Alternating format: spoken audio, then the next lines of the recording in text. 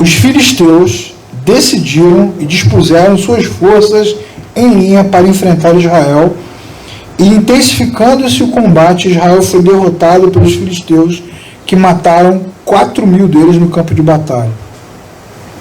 Quando os soldados voltaram ao acampamento, as autoridades de Israel perguntaram: por que o Senhor deixou que os filisteus nos derrotassem? Vamos a Siló buscar a arca da aliança do Senhor, para que ele vá conosco e nos salve das mãos dos inimigos. Mandaram trazer de Siló a arca da aliança do Senhor dos exércitos, que tem o seu trono entre os querubins. E os filhos do sacerdote Eli, Hofni e Finéias acompanharam a arca da aliança de Deus. E quando a arca entrou no acampamento do exército israelita, os israelitas gritaram tão alto que o chão estremeceu. Os filisteus ouviram os gritos de longe e perguntaram: o que significam os gritos no acampamento dos hebreus? E souberam que a arca de Deus chegou no acampamento. Os filisteus tiveram medo e disseram: os deuses chegaram ao acampamento. Ai de nós, nunca nos aconteceu uma coisa dessas. Ai de nós, quem nos livrará das mãos desses deuses tão poderosos? Deuses que feriram os egípcios com toda espécie de praga no deserto. Sejam fortes, filisteus, sejam homens, ou vocês se tornarão escravos dos hebreus, assim como foram escravos de vocês. Sejam homens e lutem. Então os filisteus lutaram, Israel foi derrotado. Cada homem fugiu para sua tenda, e o massacre foi muito grande. Israel perdeu 30.000 homens da sua infantaria. E a arca foi levada. E os filhos de Eli, do sacerdote, Hofni e Finéias, morreram. E naquele dia, um homem de Benjamim correu da batalha, fugiu para Siló, com as suas roupas rasgadas e terra sobre a cabeça. E quando chegou, Eli estava sentado, observando. Seu coração temia pela arca. O homem entrou na cidade, contou o que havia acontecido, e a cidade toda começou a gritar. Eli ouviu os gritos e perguntou: o que isso significa? E o homem contou para ele. Ele tinha 98 anos. Diante dos seus olhos imóveis, ele já não conseguia enxergar. E o homem disse: acabei de chegar da batalha, fugi. E ele perguntou: o que aconteceu? Israel fugiu, houve matança, seus 2 filhos morreram e a arca foi roubada. E quando ele falou da arca, Eli caiu da cadeira para trás, quebrou o pescoço, ali morreu, porque era velho e pesado. Ele tinha liderado Israel durante 40 anos. E sua nora, a mulher de Finéias, que estava grávida, perto de dar à luz, quando ouviu a notícia de que a arca de Deus havia sido tomada e que seu sogro e marido estavam mortos, entrou em trabalho de parto. Seu filho nasceu, mas não resistiu às dores do parto. Enquanto morria, as mulheres que a ajudavam disseram: não se desespere, você teve um menino. Mas ela não respondeu nem deu atenção. Mas deu ao menino o nome de Icabode e disse: a glória de Israel se foi, porque a arca foi tomada e por causa da morte do sogro e do marido. E acrescentou: a glória se foi de Israel, pois a arca de Deus foi tomada. Pronto, irmãos, texto dramático, né? Tenso. Parece um filme de aventura, né? Que a gente está vendo. Bem bacana, assim, bem legal. O que a gente sabe é que é um vento de mudança que está ocorrendo. Vento de mudança que já foi falado por Deus, declarado claramente no capítulo 1 e 2 de Samuel. Deus já falou que vai mudar, que está tudo errado, que as coisas estão ruins. Inclusive nós já vimos aqui nos textos que o nascimento de Samuel é uma resposta de Deus a esse momento de loucura que acontece, que vem desde a época dos juízes. Também já falamos isso aqui, que o tempo dos juízes é um tempo de confusão, de idolatria, de distanciamento de Deus, é um tempo de muita gente confusa, perdida, sem saber o que fazer, apostasia da fé, grande loucura, muitas batalhas, estava tudo muito confuso, e a impressão que a gente tem é que Deus está deixando para lá. Mas aí no início de Samuel, do livro, Deus começa a falar, a mostrar que está prestes a fazer as suas mudanças, e as mudanças começam com o nascimento de Samuel. Deus diz a Eli que o tempo dele de sacerdote vai acabar, que ele se prepare para o final, e o final, né, o apocalipse desse tempo, que isso aqui é igual um apocalipse, né? Vai começar agora. É o caos. Vai começar agora o vento da mudança. O capítulo 3 e o capítulo 4, principalmente, mostram com clareza como Deus está fazendo a mudança e vai fazer o juízo. O juízo de Deus vem para que o velho acabe, o antigo termine e algo novo comece. Bom, então vamos olhar para o texto, pensar e meditar sobre ele, sobre a história e ver como ele se aplica à nossa vida. Várias coisas a Bíblia vai nos ensinar nessa passagem. Uma delas, que a Bíblia vai nos ensinar com muita clareza, é que antes do juízo sempre vem a luz. Antes que alguma coisa aconteça, alguma mudança da parte de Deus, sempre vem a luz. Lembre-se que antes que Jesus começasse o seu ministério, veio João Batista para dizer o que ia acontecer. Antes que a cruz viesse, Jesus pregou a beça para dizer o que ia acontecer. Antes do cativeiro da Babilônia, Jeremias falou para caramba, para que o povo soubesse o que ia acontecer. Sempre tem luz. Até quando o juízo de Deus vai sobre povos sem aliança, como por exemplo os egípcios. Antes que o juízo viesse sobre o egípcio, Deus mandou Moisés para dizer a Faraó o que ia acontecer. Antes que Nínive acabasse, Deus enviou Jonas para que contasse para a cidade o que ia acontecer. Então Deus sempre lança luz antes do juízo, antes de uma interferência, antes de uma intervenção. Deus sempre traz clareza para mostrar. E aí entra a palavra de Deus na nossa vida, né, irmãos? Porque na verdade, nós que somos cristãos, pertencemos ao Senhor, né? Os que nasceram de novo, os que se encontraram com Cristo, não estão mais sobre o juízo, não estão, porque nasceram de novo e pertencem ao Senhor.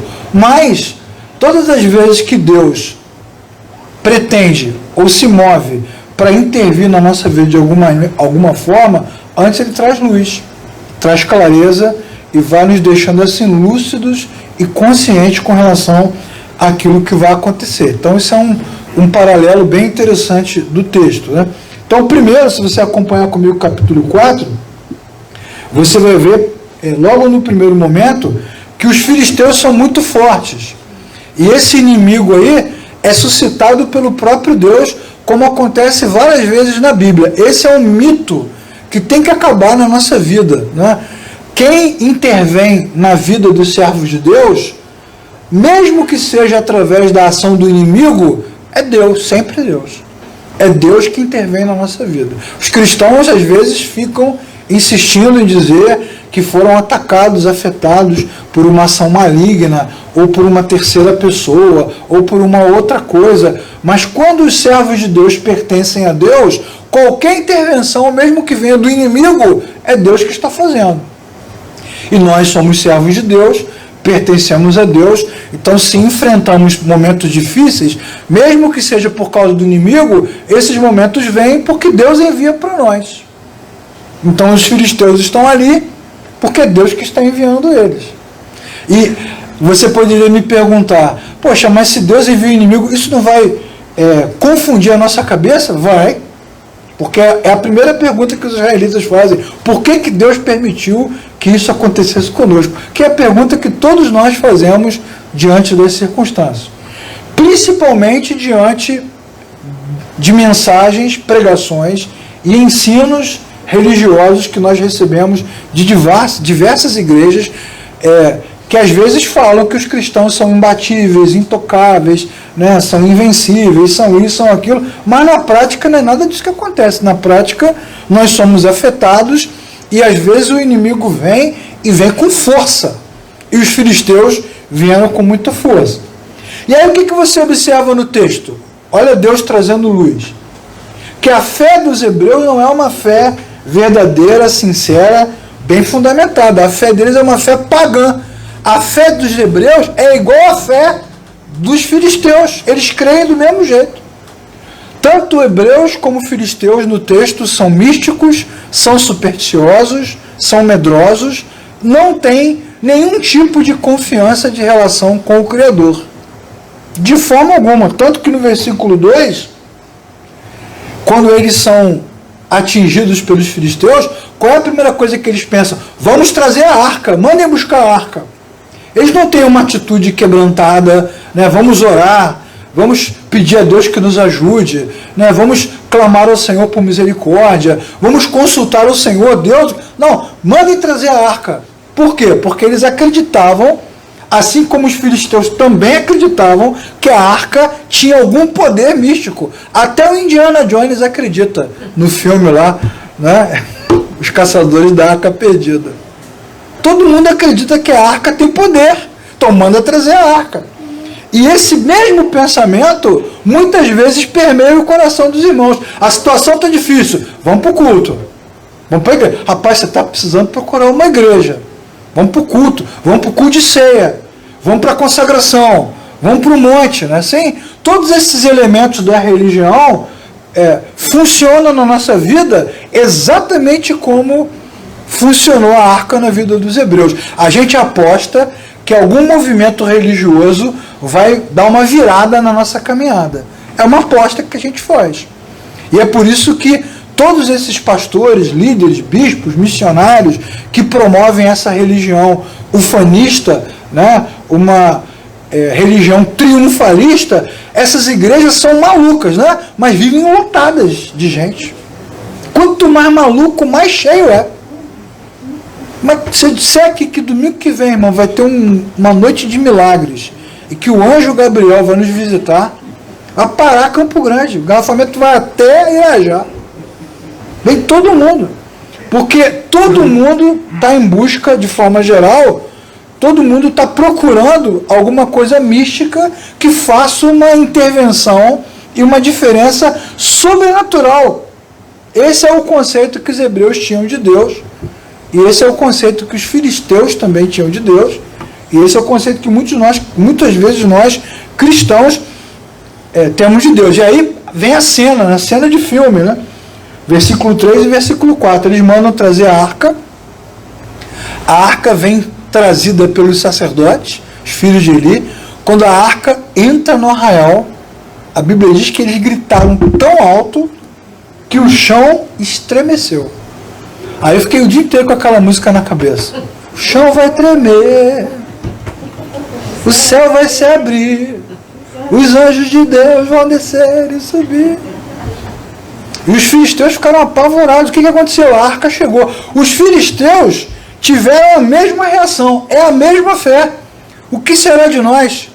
Os deuses chegaram ao acampamento. Os mesmos deuses que enfrentaram o Egito e trouxeram as pragas. Quantos séculos tem, irmãos, depois? Essa história, olha, não tem Facebook, não tem YouTube, não tem internet, tem nada. Séculos se passaram e o impacto sobre o Egito foi tão violento que até agora a mesma história continua valendo. Então eles temiam. Mas o temor que eles têm de Deus não é o temor de quem conhece a Deus, de quem nasceu de novo, de quem se relaciona com o Senhor. É um temor místico. Você consegue entender a diferença? Esse temor místico, que é parecido com bruxaria, com feitiçaria, com magia, é o mesmo temor místico que muitos cristãos têm dos seus líderes, dos seus pastores, das suas igrejas, das irmãs de oração. Não, cuidado com o Robson. Robson é homem de oração. Não fala assim com ele, não. E muitos líderes se valem disso para oprimir as pessoas, para dominá-las, para manipá-las, porque no final das contas, todo mundo está com medo. Mas nenhuma dessas pessoas realmente conhece o Senhor, se encontrou com Ele, nasceu de novo. É só uma história. uma coisa que se conta há décadas e a gente vai guardando no coração. Vocês já repararam também que muitos cristãos passam a vida toda vivendo de histórias antigas? Já notaram isso? Quando eu tinha 15 anos, eu fui na igreja tal, e o pastor orou por mim, eu tive uma experiência tal. Em 2014, não sei o quê. O pessoal vive de coisa do passado. Não há uma fé ativa, presente, existencial, cotidiana, real, diária na vida dos cristãos. É tudo à base de história, à base de coisas que são contadas. Então é uma fé distante da realidade. E se esse texto está na Escritura e chegou até nós, é porque Deus está trazendo luz aos hebreus e está também nos alertando sobre que tipo de fé nós temos, irmãos. Quantas e quantas vezes nós só oramos, só cantamos, só procuramos igrejas, pastores, líderes, quando a coisa aperta. Em todos os sentidos. E procuramos porque queremos uma solução. Os israelitas queriam que os filisteus fossem derrotados. Eles não procuraram Deus porque amavam o Senhor. Isso não está nem em cogitação. Eles querem é poder. É um enfrentamento místico. E os filisteus acreditam do mesmo jeito. Só que aí uma coisa acontece, né, irmãos? Eu vou dizer para vocês uma frase que eu ouvi alguns anos atrás, que serve exatamente agora. Você pode brigar com todo mundo. Você pode brigar com seus amigos, com a sua família, com seus inimigos. Pode brigar até com o diabo. Mas brigar com Deus não vai rolar, cara. Se brigar com Deus vai dar errado o negócio. Os hebreus entraram em choque com Deus. Coisas que Deus já havia dito antes a Eli.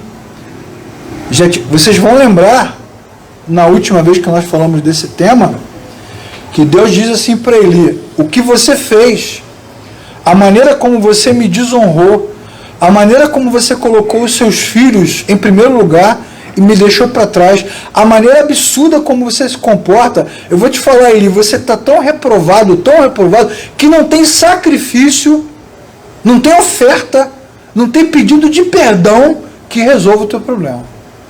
Deus fechou a porta.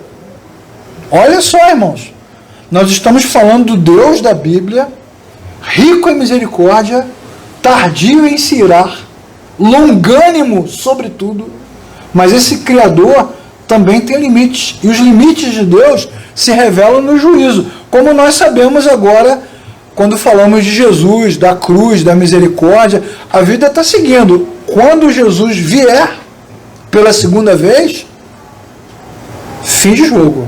Não tem prorrogação, nem cobrança de pênalti. Acabou. E é o que Deus fez com Eli. Observe no texto também, se você ler junto comigo, versículo 6, versículo 7, versículo 8, versículo 9, que os filisteus têm dignidade. Os hebreus não têm dignidade nenhuma. Os filisteus têm dignidade. Lutem, enfrentem, coragem. E os hebreus correm, fogem, se escondem. Isso mostra o quanto os hebreus eram altivos, arrogantes, o quanto eles se sentiam melhores do que os outros. Se fala tanto de perseguição religiosa no Brasil, irmãos, não é? Esse ano passado, se falou tanto de perseguição religiosa. Olha, irmãos, não sei não, mas assim, a minha aposta é que se houvesse mesmo uma perseguição religiosa de verdade, do tipo assim, não pode usar a Bíblia, não pode dizer que é crente, ou tem que negar a fé, eu acho que seria igual aos filisteus hebreus aqui, a maioria corre.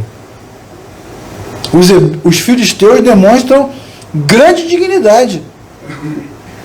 Grande dignidade. Vocês lembram da passagem em que Jesus vai à casa de um fariseu, Simão, e uma mulher sem nome, provavelmente uma mulher comum, cuida de Jesus. Ele fala assim: nossa, essa mulher comum, de moral duvidosa, me tratou com dignidade, e você nem me recebeu direito quando eu cheguei.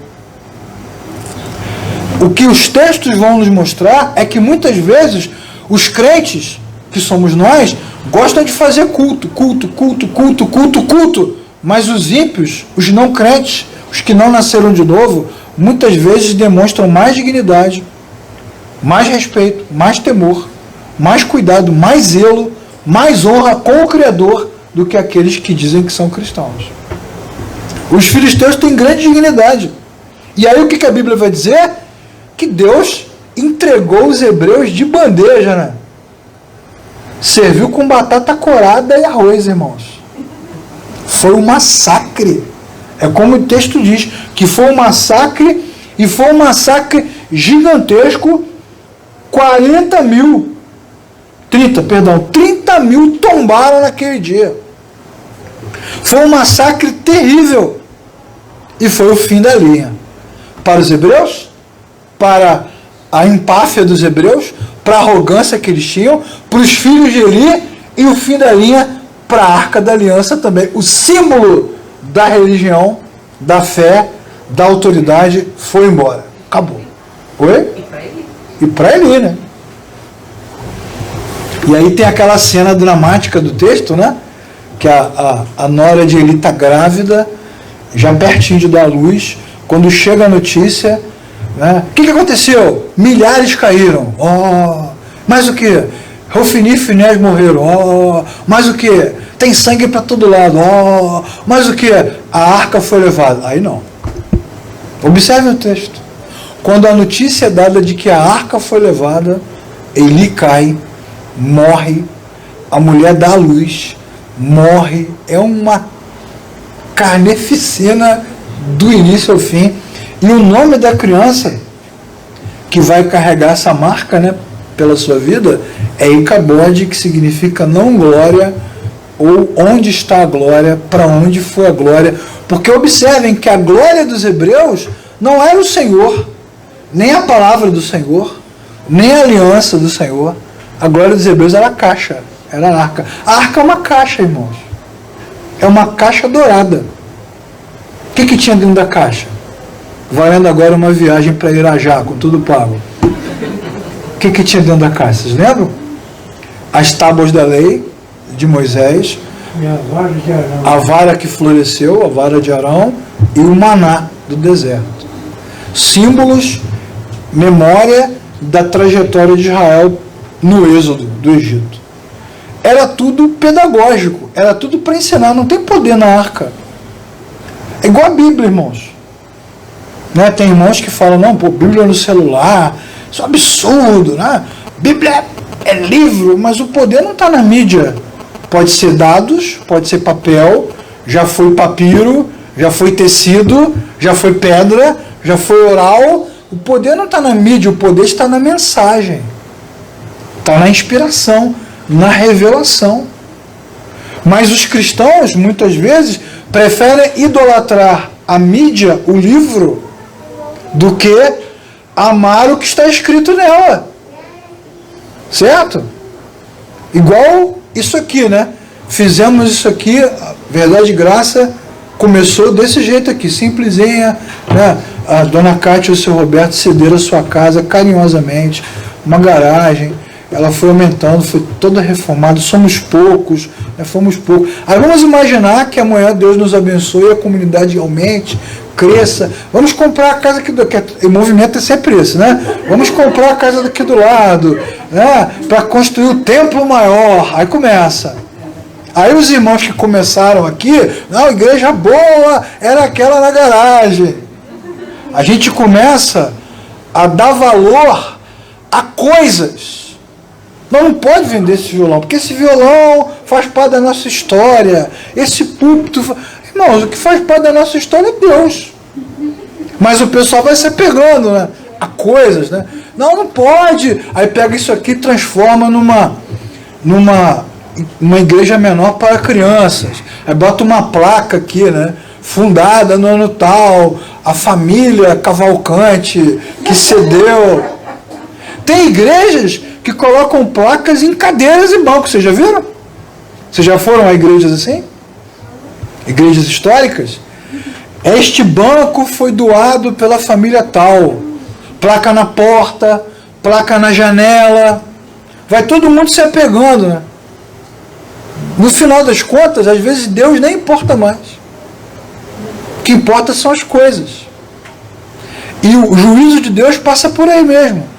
Nós poderíamos perguntar, né? O que causou o maior desgosto? Foi a morte da família ou a perda da arca? Deixa a arca, leva a família. Não é? Já contei para vocês 200 vezes, vou contar de novo a mesma história, porque o tio Alzheimer está me visitando, estou repetindo as histórias. Da irmã que me procurou, falou, Leclerc, está na hora de começar o culto. Vamos começar? Vamos, que era 19 horas. Vamos começar. Quando eu entrei no templo, não tinha ninguém. Eu e ela. Disse, irmã, mas não tem ninguém. Não importa. Falou que vai começar 7, tem que começar. Falei, mas irmã, que sentido tem uma reunião comunitária sem a comunidade? O importante é que começasse no horário, terminasse no horário e dane-se o resto. E a maneira como Deus age é para nos mostrar exatamente isso. É isso que vocês querem? Vocês querem arca? Vocês querem história? Vocês querem tradição? Vocês querem contar as coisas? Então vai levar tudo. E os filisteus levam tudo, irmãos. Não sobra nada. Por que essa história faz parte da jornada e do legado do rei Davi? Se você tiver a condição de acompanhar até o fim, você verá lá na frente que Davi traz a arca de volta e tem uma outra relação, um outro jeito de lidar com a arca da aliança. Davi implementa um outro jeito. Esse jeito aqui é místico. É uma religião cega. Deus está alertando os hebreus, está nos alertando também para um tipo de religião que é cega, com líderes ímpios, porque os filhos de Eli e o próprio Eli eram ímpios, eram corruptos, totalmente corruptos, totalmente ridículos, um comportamento totalmente reprovável. Era uma religião de espiritualidade vazia, porque o povo sacrificava, ia a Siló, cumpria os seus votos, mas ninguém amava o Senhor. Irmãos, vamos falar a verdade, né? Quantos cultos a gente vai e volta, significa nada aquilo. Era melhor ficar em casa. Mas o cara tem que ir lá cumprir. Chega na igreja, nas igrejas mais antigas, né? Vai na igreja, se ajoelha, ora, dá as ofertas, canta. É um ritual. É uma espiritualidade vazia. Muitos são agressivos, outros violentos, outros viciados, outros desconectados. Não conhecem o Senhor, não amam o Senhor. Estão ali repetindo um processo. E os hebreus estavam há anos repetindo os mesmos processos. Eles não amavam a Deus. Era uma espiritualidade vazia. Uma espiritualidade supersticiosa. Tragam a arca. Agora vai. Quando a arca chegar, vai acabar. Supersticiosa. Vocês já viram alguns líderes fazendo isso? O Robson comprou um novo carro. Comprou um Tigo 9. Top, pau, europeu. Aí o Robson, Davi, vai lá em casa ungir o meu carro. Não é assim? Aí vai Davi com um balde de óleo. Tem que ser querosene, né? Para poder dar um brilho no carro. Tem irmãos que oram por casas, por chaves. Tem pessoas que quando compram as suas casas, levam os líderes da igreja antes de entrar para eles orarem pelas casas, expulsarem os demônios que estão dentro das vigas. Esse demônio que está dentro da viga é brabo mesmo. Esse é pesado. Né?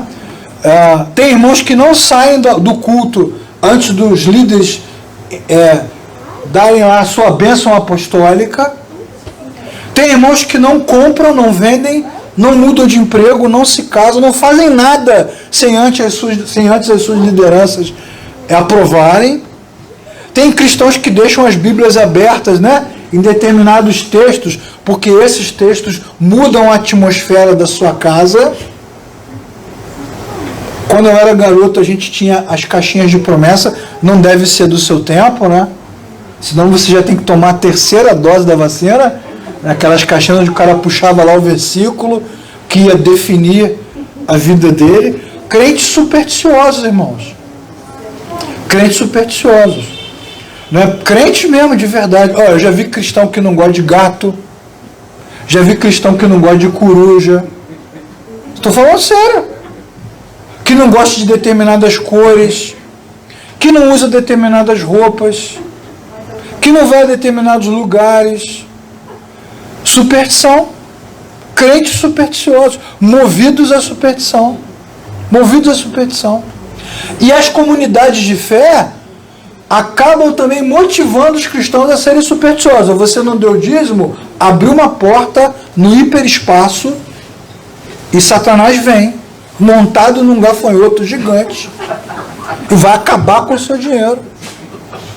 E eles acreditam nisso, porque eles se cercam dessas crenças, como se todas essas crenças fossem mais fortes do que o Senhor. Irmãos, a arca tem mais poder do que o Deus da arca. O livro, Bíblia, que a gente carrega na mão, o livro, tem mais poder do que o Deus da Bíblia. Até para orar, muitas vezes os cristãos são supersticiosos. Repetem, fazem do mesmo jeito. Os cultos, às vezes, são feitos de uma mesma forma, obedecendo o mesmo método. É uma religião cega.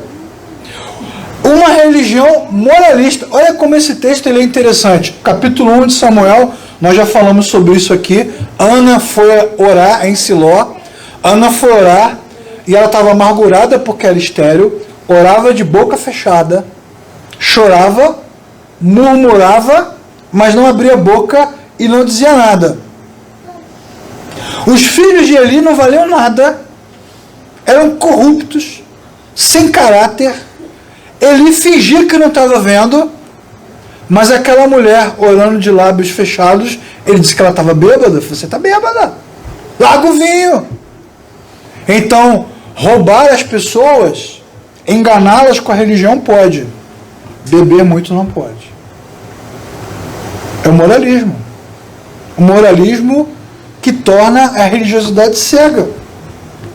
Muitos cristãos são bem moralistas e ritualistas, mas não conhecem o Senhor, não nasceram de novo, não amam a Escritura, não têm o coração quebrantado, mas seguem as regras, são moralistas, e as comunidades de fé e as lideranças têm muita culpa nisso, porque incentivam o moralismo e o ritualismo a despeito de qualquer outro comportamento. E assim vai. E assim a vida segue.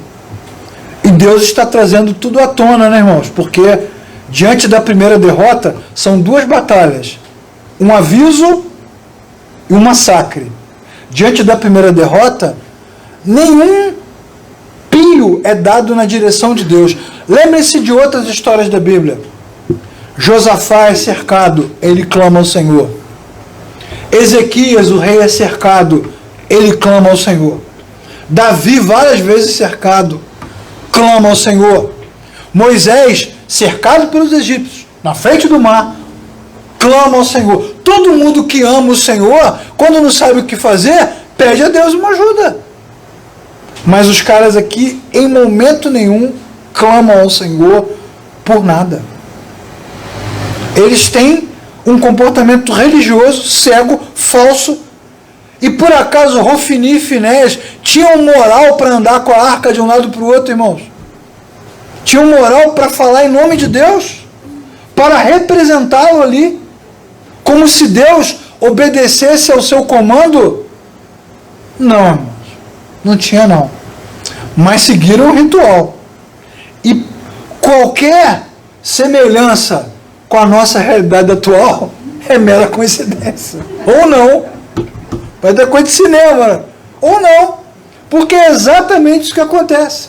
Você vai às comunidades, e o que as comunidades te oferecem? Óleo ungido, né? Para você purificar a sua vida. Ou então, nós estamos aqui, o culto está devagar, né? Está todo mundo meio Então o que a gente faz? Toca o chofar para atrair Deus. Ou os caras se vestem, colocam vestes sacerdotais, ou trazem a arca mesmo. Tem um monte de igreja que tem arca dentro, a arca pequenininha para você levar para casa. O mesmo caminho. O mesmo caminho. Todos nós vivemos essa mesma experiência dos hebreus. Que experiência é essa? De uma religião vazia. Vai lembrar o texto de Mateus 7. Nem todo aquele que me diz Senhor, Senhor entrará no reino dos céus. Mas Senhor, em teu nome nós expulsamos demônios. Em teu nome nós fizemos milagres. Em teu nome nós realizamos maravilhas. E Jesus responde: não conheço vocês. Não sei quem vocês são. O que lembra também a parábola das virgens, que batem na porta, deixa-nos entrar, e o noivo diz: não sei quem vocês são. Não sei quem vocês são. Nós precisamos olhar para esse tipo de texto e nos perguntar, irmãos, nós sabemos quem Deus é e Deus nos conhece? Porque se nós não sabemos quem Deus é e Deus não nos conhece, nós estamos perdendo nosso tempo, irmãos. Perdendo nosso tempo, domingo após domingo, culto após culto. Porque não faz sentido, é uma religião vazia. Essas igrejas, marcadas por esse tipo de experiência, estão lotadas, cheias. Centenas, milhares de pessoas. Porque querem que a arca venha e faça um grande milagre. Mas se Deus se voltar contra nós, irmãos, aí o irmão vai gritar aqui do meio, né? Se Deus é por nós, quem será contra nós? É verdade. E se Deus for contra nós? Quem será por nós? Devíamos fazer a pergunta invertida, né? Se Deus for contra, se Deus se opor, se fechar o céu, se disser não, Deus disser não, como é que faz? O que deve gerar inquietação no cristão não é o poder do inimigo, nem a quantidade de calamidades. O que tem que gerar inquietação no cristão é quando ele ama o Senhor e Deus diz não. Aí tem que ficar inquieto mesmo. Porque se Deus está barrando tudo, trancando tudo, impedindo tudo, só nos resta a resignação, irmão. Nós vamos fazer o quê? Vamos nos comportar como? Vamos comandar Deus, como os hebreus fizeram? Não, não vamos não. Que é mais ou menos o que acontece na nossa realidade e que se repete em todas essas comunidades onde Cristo não é apresentado. Em muitos lugares a palavra de Deus sequer é lida nos cultos. Nada. Nós lemos um capítulo inteiro hoje aqui. Nossa, isso aqui leva um ano a ver na igreja, eu não leio metade de um capítulo. Os objetos carregam a mística do poder positivo. Arcas, cruzes, rosas, vidros de óleo, paninhos, saquinhos de terra da Palestina, que o cara pegou aqui na Duque de Caxias, mas está te dando como se fosse de Jerusalém, né? A beirada da Avenida Brasil. Crença em talismãs. A arca virou um talismã, né, irmãos? Né? Talismã não é aquela música do Elcio Forrogode, não. É o símbolo. É o símbolo, virou um talismã. Traz a arca, a Bíblia aberta, né? Dentro de casa, né? É um talismã. O que é isso, irmãos? Que liderança é Constantine agora? Que conversa é essa? Misticismo, bruxaria, magia. Nós somos cristãos. Então todos esses textos precisam nos fazer pensar. Nós temos que nos perguntar, e é aqui que eu termino, como esses textos nos ajudam a pensar sobre a nossa fé. Então, nós citamos aqui as igrejas, os líderes, a realidade, citamos os hebreus, os filisteus, citamos Jesus, citamos a história, mas no final, a aplicação tem que ser pessoal, porque nós não vamos mudar nada para lá. Então a gente tem que mudar para cá. Temos que mudar para cá. Porque já vimos aqui na Escritura que a fidelidade de Deus é para Ele mesmo. Deus é fiel a si mesmo, a sua própria palavra, e não ao que nós achamos. Como Ele disse a Eli, eu tinha dito, nós lemos aqui, eu disse para você, você lembra, que a sua família nunca sairia da minha presença. Eu disse, mas estou desdizendo agora. Eu tinha prometido, mas acabou a promessa. Porque eu honro os que me honram e desonro os que me desonram. Vou citar um outro personagem da Bíblia que é muito marcante, o rei Uzias. Isaías capítulo 6, lembra dessa passagem? Todo mundo lembra? No ano do rei Uzias, começa assim: eu vi o Senhor assentado sobre um alto e sublime trono. Texto belíssimo. E as abas das suas vestes cobriam o templo. Isaías vê um negócio incrível. Os querubins, né, e serafins dizendo santo, santo, santo. Essa passagem é emblemática. Tem música aberta com essa passagem aí. Mas quem é o rei Uzias? O rei Uzias é o maior rei da história de Israel depois de Davi. Inteligente, dedicado, inovador, empreendedor, organizado, cara fera.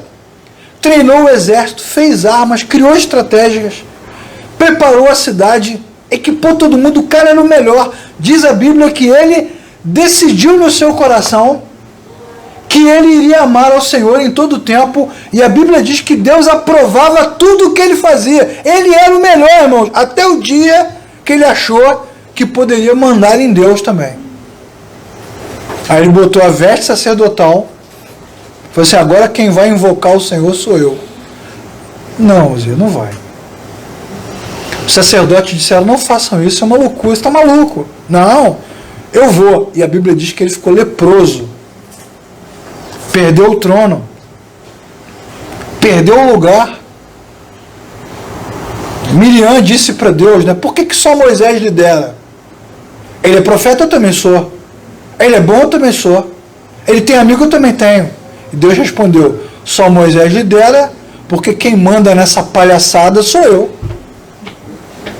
E quando Deus disse isso, Miriam ficou leprosa.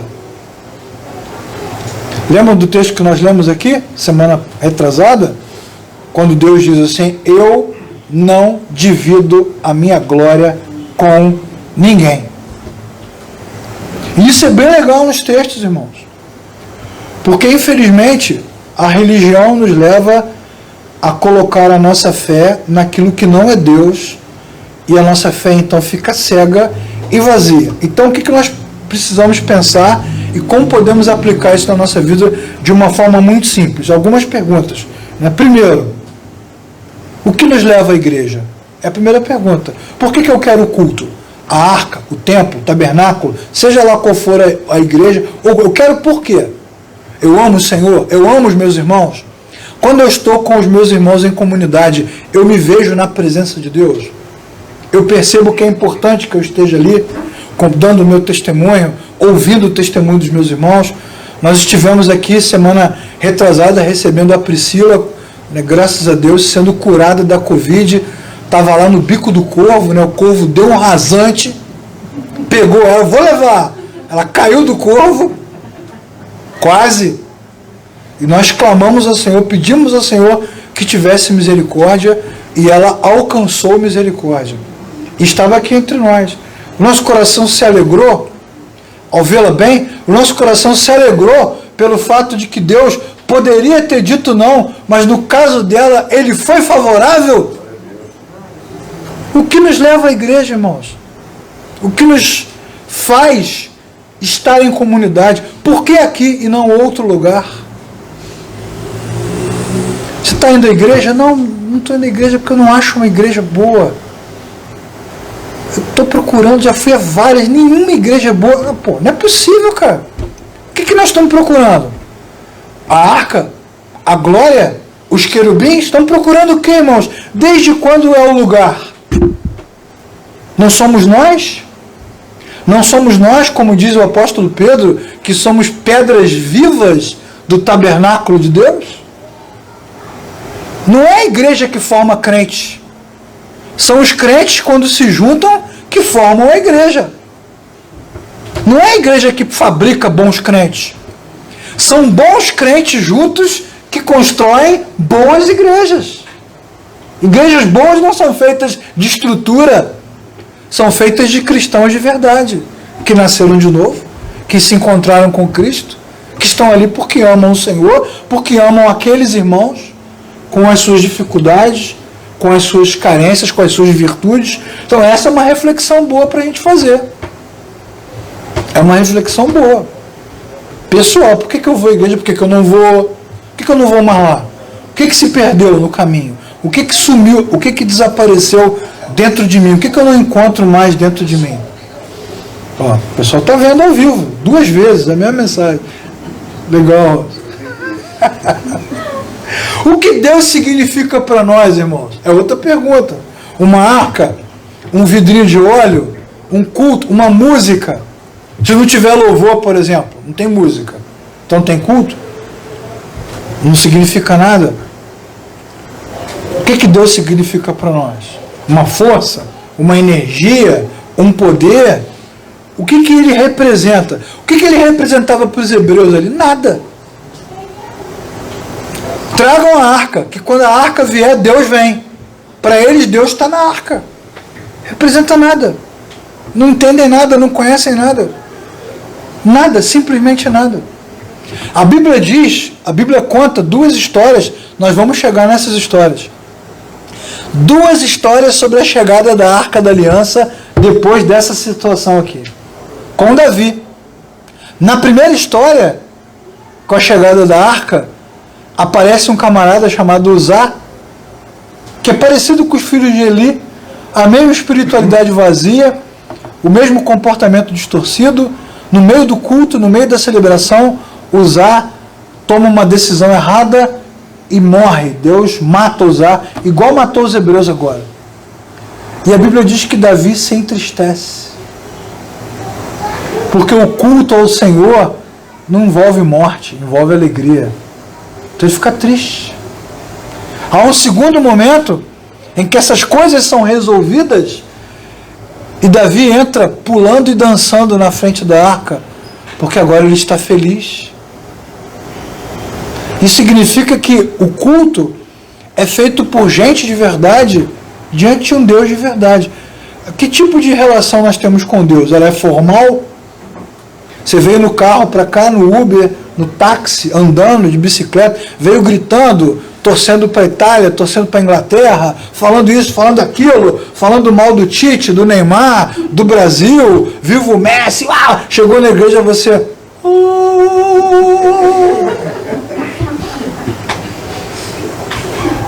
A paz do Senhor, meus irmãos, dar-vos-ei a minha saudação. O cara muda tudo, imposta a voz, muda o vocabulário. Que isso, irmãos? Que tipo de relação é essa que nós temos com o Senhor? O que Deus significa para nós? Outra pergunta importante é como nós entendemos a presença de Deus. O que a gente entende? É o quê? É uma coisa que vai cair aqui? É uma coisa que a gente vai invocar? O que a gente acha que é isso? Como esses caras vão falando na internet, o escondido de Deus, intimidade com Deus, o profundo de Deus, o secreto de Deus. O que é isso, irmãos? Que tipo de entendimento é esse que a gente tem? Quando a Bíblia vai nos dizer, e não é um profeta ou um escritor qualquer, o próprio Jesus vai dizer, aquele que me ama, guarda os meus mandamentos. E aquele que guarda os meus mandamentos, eu me manifestarei a ele. A relação com Deus, que os crentes chamam de intimidade, ela não é mística. Ela é bíblica. O que a gente entende como presença de Deus, irmãos? Jesus falou, 2 ou 3, está valendo. 2 ou 3 reunidos, em meu nome, está valendo. O que a gente está querendo? O que isso representa para nós? Essa ideia de presença de Deus, ela ficou tão corrompida, tão distorcida, que a gente fica medindo espiritualidade. Certo? Igreja fria, igreja morna, igreja quente, igreja avivada, culto quente, culto frio, culto fervoroso. Vamos olhar para o texto e botar a cabeça para funcionar. Quando a arca entrou no arraial, a terra tremeu e o povo cantou: o chão vai tremer, o céu vai se abrir e os anjos de Deus. Então, quando o chão treme e os filisteus têm medo, onde nós achamos que Deus está, irmãos? De que lado Deus está? De que lado Deus está? Do lado da arca? Do lado onde o chão treme? Do lado onde o povo canta com alegria? Não, irmão, desculpa. Deus dessa vez está do lado de lá. Ele vem junto com os filisteus e vem chegando e vai derrubar a porta. Então há um equívoco aí muito grande. Essa ideia de que a presença de Deus está ligada a templos, cultos, reuniões, fervor, música, dança, gritaria, é uma ideia falsa. Porque o chão tremeu. E a arca foi com o chão tremendo e tudo. Levaram a arca no bolso, irmãos. Acabou. Pode gritar à vontade. A cidade gritou 2 vezes. Gritou quando a arca chegou e gritou depois de horror quando a arca foi levada. Diz o texto que ele ouviu de longe o povo gritando de desespero. Essa ideia de presença de Deus está muito equivocada. Porque a ideia de avivamento, de presença de Deus, de aceitação, está ligada à coisa do barulho, do movimento. Pelo jeito não deu certo aqui no texto. Gritaram a beça, até acabar a voz. Então a nossa ideia de presença de Deus está muito equivocada. Assim como na Idade Média, no século XIV, século XV, acreditava-se que a presença de Deus estava ligada ao silêncio, à falta de prazer, à falta de alegria, à dor, ao isolamento, né? Os monges se isolam, se mutilam, abrem mão de tudo. Sacrifício também é uma ideia equivocada. Está vendo? Os 2 extremos estão errados. Deus não está desses lados não, irmãos. Sabe do lado de quem Deus está? Do lado dele mesmo. Do lado dele mesmo. E aí, diante disso, nós devemos nos perguntar também a quem nós servimos. Porque muitas vezes a minha ida ao culto, a uma igreja, a uma reunião, é para satisfazer o meu próprio coração. Eu preciso de um culto. Eu preciso de uma palavra. Já ouviram essa frase? Eu vou à igreja porque eu estou precisando de uma palavra de Deus. Estou precisando de uma oração. Estou precisando disso. Nós estamos servindo quem? A nós mesmos ou ao Senhor? A quem nós servimos? É Deus que nos serve? Que a entrada da arca é isso. Chama a arma secreta. É Deus. Vai servir a gente agora. Vai fazer o seu trabalho. Não. Nós vamos ver no texto seguinte, se Deus assim permitir, na próxima semana, que os filisteus pegam a arca e colocam dentro do seu templo. Porque no final das contas é uma briga de fé, é uma briga de religião. Pegam a arca do Deus de Israel, colocam no templo de Dagon. Do tipo assim, dominamos o Deus deles. E agora ele vai se submeter ao nosso. E a arca de Dagon, no dia seguinte, está no chão. Aí eles levantam a arca. E no outro dia a arca está no chão e esquartejada. Deus não é Deus dos hebreus, Deus não é Deus dos filisteus, Deus não é Deus dos pentecostais, nem dos reformados. Nós é que somos servos de Deus, irmãos. Ele não pertence a igrejas, a líderes, a pessoas, a grupos. Somos nós que pertencemos ao Senhor. E quando a arca é levada e Dagon é derrubado, Deus então humilha os hebreus e humilha os filisteus. Porque no final de tudo, irmãos, só o nome do Senhor será glorificado. E mais ninguém. A quem nós servimos quando cultuamos ao Senhor? E por fim, qual é o lugar da adoração? Né? Qual é a nossa relação? Porque a relação com a igreja também ficou muito viciada, né? A gente não ora, a gente olha para a igreja, às vezes o irmão está ali cantando, mão levantada, ele não faz aquilo nunca. Nunca. Nem lembra que esse negócio existe. Parece que liga um disjuntor quando ele entra na igreja. Tá! Aí ativa um negócio no cara. Ele não tem uma vida de oração, de adoração, de quebrantamento. Não lê a escritura nunca. Nunca. Nunca. Aí ativa. Igual quando eu estou dando aula no seminário, o cara entra na sala, liga o disjuntor do teólogo. Tá! Ele não conhece a Bíblia, não conhece nada. Virou filósofo, virou teólogo, virou isso, virou aquilo. Qual é o lugar da adoração? É o templo? Então vamos lembrar de novo de Davi, que é para onde a gente está indo, né? Antes de Davi ser o grande rei, adorador, ele foi um adorador do Senhor enquanto cuidava das suas ovelhas. Enquanto lutava com predadores, ele sempre foi um homem de Deus. Nesse sentido, um homem ligado a Deus. Não precisava do templo, da arca ou de outra coisa qualquer para que isso acontecesse. Vejam que lição Ana dá em Eli, uma mulher comum, estéril. O coração dela está ligado com o coração do Senhor. Raabe, Ruth, Naamã, Esther, e quantos mais nós vamos citar? Vejam o cego de nascença de João 9, ou a mulher samaritana de João 4. Eles têm o coração mais ligado no Senhor do que os fariseus que perseguiam Jesus. Todas essas perguntas nós precisamos fazer, não para os outros, mas para nós mesmos, irmãos. Porque o vento de Deus está soprando. Essa foi bem pentecostal, né? O vento de Deus está soprando em Israel. E todos passarão, mas o nosso Deus permanecerá para sempre. E se nós não revermos a nossa vida, tanto faz. Deus levantará outros. Só quem perde somos nós mesmos. De que lado nós queremos estar, irmãos? Então precisamos estar do lado de Deus.